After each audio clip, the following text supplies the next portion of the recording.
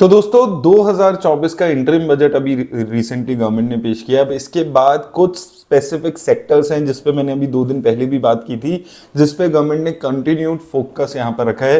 पिछले 2-3 बजट्स में भी उन्हीं सेक्टर्स पे फोकस था और इस सेक्टर में भी कोई डेविएशन नहीं देखने को मिली। इस बजट में भी उन्हीं पर्टिकुलर सेक्टर्स में खास फोकस कंपनीज पे रहा है। तो उस फोकस सेक्टर में कौन सी कंपनीज हैं जहां पर एक अच्छी रिटर्न्स अभी मिल सकती है, उस पे इस वीडियो में हम बात करेंगे। तो सबसे पहले जो सेक्टर हैं, 2-3 सेक्टर्स हैं जिसपे खास बातें हुई हैं। सबसे पहला सोलर एनर्जी का सेक्टर है, उस पे काफी ज्यादा बात हुई है। उसमें इन्वेस्टमेंट की बात गवर्नमेंट ने की है और स्कीम्स लाने की बात यहां पर की है। तो सोलर पावर से रिलेटेड जो कंपनीज हैं, सबसे पहली कंपनी आ जाती है एनएचपीसी लिमिटेड। तो ये एक गवर्नमेंट कंपनी है जो थर्मल पावर के थ्रू प्लांट्स यहां पर बना रही है और इसके अगर आप देखेंगे लगभग रिन्यूएबल एनर्जी और थर्मल एनर्जी के 24 पावर स्टेशन यहां पर 13 स्टेट्स में लगे हुए हैं। लगभग 7000 मेगावाट की इंस्टॉल्ड कैपेसिटी है, जिसमें से थर्मल पावर की है मेजरली और इसके साथ साथ रिन्यूएबल एनर्जी की भी यहां पर इन्होंने कैपेसिटी लगाई हुई है। तो इस कंपनी को एक अच्छा खासा बेनिफिट यहां पर इस जो बजट है उसके बाद जो अनाउंसमेंट है उससे मिल सकता है। इसके बाद अगर हम बात करते हैं पावर सेक्टर की और कंपनीज जैसे कि टाटा पावर को भी इसका बेनिफिट मिलेगा। अब इसके साथ आपको याद रखना है कि जो पावर सेक्टर की कंपनीज हैं वहां पर यह भी बेनिफिट हो रहा है कि धीरे धीरे अब स्मार्ट मीटर्स कंपनीज गवर्नमेंट लगवा रही है। उससे जो बिजली की चोरी होती थी वो बहुत ज्यादा रिस्ट्रिक्ट होने वाली है। तो इसलिए इस सेक्टर में जो कंपनीज हैं उनको भी साथ साथ फायदा मिलेगा। तो टाटा पावर इसमें एक नाम आ जाती है जिसमें फायदा मिलेगा और कंपनी के रिजल्ट्स भी अगर आप देखेंगे कंसिस्टेंटली जो रिजल्ट हैं वो इंप्रूव अभी इस कंपनी के हो रहे हैं। लगातार इसके जो सेल्स है उसमें इंप्रूवमेंट देखने को मिल रही है। इसके बाद अदानी पावर आ जाती है। ये भी पावर सेक्टर की कंपनी है जो लॉन्ग टर्म एग्रीमेंट्स यहां पर अलग अलग कंपनीज की कर रही है। यहां पर भी आप देखेंगे कंसिस्टेंटली प्रॉफिट में और सेल्स में इंप्रूवमेंट देखने को मिल रही है। और इसके साथ साथ अदानी ग्रीन्स को भी आप जोड़ सकते हैं। अदानी ग्रीन्स भी सिमिलर बिजनेस में है जो रिन्यूएबल एनर्जी की बिजनेस में है। तो अदानी ग्रीन जैसी कंपनीज को भी यहां पर फायदा मिल सकता है। इसके बाद जो इंफ्रास्ट्रक्चर सेक्टर है उस पे खास फोकस किया गया है, जिसमें सबसे पहले आ जाता है एनसीसी लिमिटेड। तो ये कंपनी बेसिकली इंफ्रास्ट्रक्चर से रिलेटेड काम कर रही है। कंस्ट्रक्शन, रोड्स, बिल्डिंग्स, इरिगेशन, इन सब जो चीजें हैं इनका यहां पर काम कर रही है। तो इस कंपनी पे आपको नजर रखनी है, एनसीसी लिमिटेड। इसके बाद सिमिलरली एक और कंपनी एनबीसीसी लिमिटेड, ये गवर्नमेंट कंपनी है तो यहां पर भी आपको फायदा होता हुआ दिखेगा। ये भी कंस्ट्रक्शन सेक्टर से रिलेटेड कंपनी है जो engineering, procurement, construction, real estate, इन सभी सेगमेंट्स को कवर ये कंपनी करती है। तो ये भी एक ऐसी कंपनी यहां पर रहेगी जो फोकस में अभी आने वाले टाइम में रहेगी। और आप देखेंगे ये सभी इन कंपनीज के पिछले 2-3 साल के अगर आप प्रॉफिट्स देखेंगे तो रेगुलर इंप्रूवमेंट प्रॉफिट्स में इन कंपनीज में आपको देखने को मिल रही है।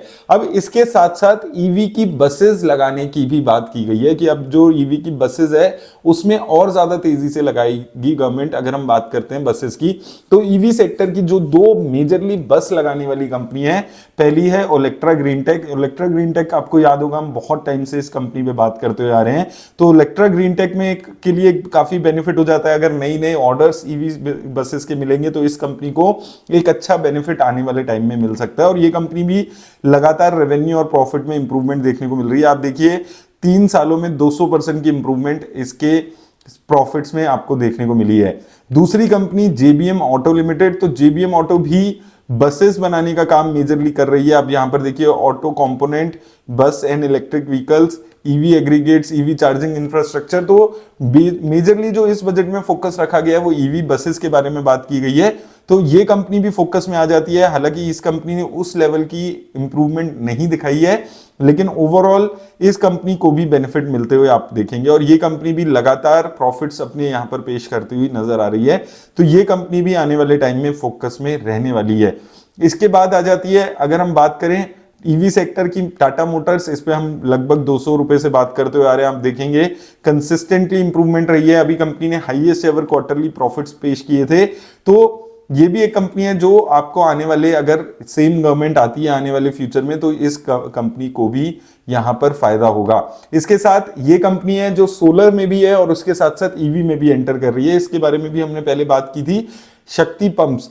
तो अगर आप देखेंगे ये कंपनी दो सेगमेंट्स को अलग अलग कैटर कर रही है। एक तो सोलर पंप्स लगाने का काम ये कर रही है, जिसमें गवर्नमेंट की स्कीम्स चल रही हैं, उसका बेनिफिट इस कंपनी को मिल रहा है। इसके साथ साथ ये कंपनी अब ईवी इंफ्रास्ट्रक्चर के काम में भी एंटर कर चुकी है अपनी दूसरी सब्सिडरी के थ्रू। तो यहां पर इस कंपनी को भी आने वाले टाइम में एक अच्छा खासा बेनिफिट मिलने वाला है। इसके साथ साथ जो बैंक्स हैं, गवर्नमेंट बैंक्स हैं, वहां पर भी फोकस रहेगा, क्योंकि जो बॉन्ड यील्ड है वो यहां पर कम हो रही है, तो इन कंपनीज को भी बेनिफिट मिलेगा। गवर्नमेंट बैंक्स में कैनरा बैंक आ जाता है, ये काफी अच्छा अभी भी मुझे लगता है, हालांकि ऑल टाइम हाई पे है इस वक्त, लेकिन उसके बाद भी अभी भी अगर आप देखेंगे प्राइस टू अर्निंग इसकी काफी नीचे लेवल्स पे अभी भी चल रही है। इसके अलावा पंजाब नेशनल बैंक भी काफी फोकस में इस वक्त चल रहा है। तो इन दो सरकारी बैंक्स में भी आप देखेंगे आने वाले टाइम में एक अच्छा बेनिफिट होते हुए नजर आएगा। इसके साथ साथ दोस्तों अभी सिंस इलेक्शन आने वाले हैं, तो ये एक डर लग रहा था कि हो सकता है जो पेट्रोल डीजल के प्राइसेस हैं उसमें कमी कुछ की जाए, लेकिन ऐसा नहीं हुआ। तो इसलिए भारत पेट्रोलियम जैसी कंपनीज को इसका फायदा होगा। अब आपको याद होगा अभी कुछ दिन पहले हमने 450 के अराउंड बीपीसीएल पे बात की थी, और बजट के बाद इस अनाउंसमेंट में एक अच्छी खासी तेजी इस कंपनी में देखने को मिली। इसके अलावा आप देख सकते हैं जितनी भी ये सिमिलर कंपनीज है, आईओसीएल, एचपीसीएल, इन कंपनीज को भी इसका फायदा होते हुए नजर आएगा। तो ये भी एक कंपनी है जो अभी आने वाले टाइम में फोकस में रहने वाली है। इसके साथ साथ अभी 40,000 नए जो बोगी है वो लगाने की बात की है रेलवेज में। तो ये दो कंपनीज हैं, जुपिटर वैगन्स जो ये काम में प्राइमरली काम कर रही है, rail freight wagons, commercial vehicles, components बनाने में। तो इस कंपनी को इसका फायदा हो सकता है, और इसके साथ साथ रामकृष्ण फोर्जिंग्स जैसी कंपनी को भी इसमें फायदा होते हुए मिल सकता है। तो देखिए ये कुछ कंपनीज हैं जो फोकस में रहने वाली है स्टॉक मार्केट में। सिंस जो इंटरिम बजट आया है उसमें ये इंडिकेशन आया है कि आने वाले टाइम में ये सेक्टर्स पे गवर्नमेंट फोकस करने वाली है। अगर सेम गवर्नमेंट इलेक्ट होकर आती है 2024 में, तो आप देखेंगे कि इन कंपनीज में एक अच्छी तेजी देखने को मिल सकती है। अगर कुछ और चेंज होता है तो पॉलिसीज चेंज हो सकती है, वो सारी चीजें आपको समझनी है। और दूसरी चीज, ये कंपनीज अपने काफी अच्छे खासे हाईज पे इस वक्त आ चुकी हैं। इनमें से काफी सारी कंपनीज हैं जिन पे हमने नीचे लेवल पे बात की थी। तो अगर आपने इन्वेस्ट किया था उस टाइम पे, तो बने रहिए ऐसी कंपनीज में, अच्छी अभी रिटर्न्स आपको मिलेगी। और इन्वेस्ट नहीं किया था तो इन कंपनीज को स्टडी कीजिए। अगर आपको मौके मिलते हैं इन कंपनीज में तो इन्वेस्ट करने के बारे में आप सोचिएगा। लेकिन किसी भी तरह की इन्वेस्टमेंट की राय किसी भी कंपनी में ये वीडियो नहीं देती है, सिर्फ एजुकेशनल पर्पस के लिए वीडियो में बना रहा हूं। तो किसी भी कंपनी में अगर आप इन्वेस्ट करते हैं तो अपने फाइनेंशियल एडवाइजर से बात करके इन्वेस्ट करें। उम्मीद करता हूं आपको हेल्प मिलेगी इस वीडियो से। धन्यवाद।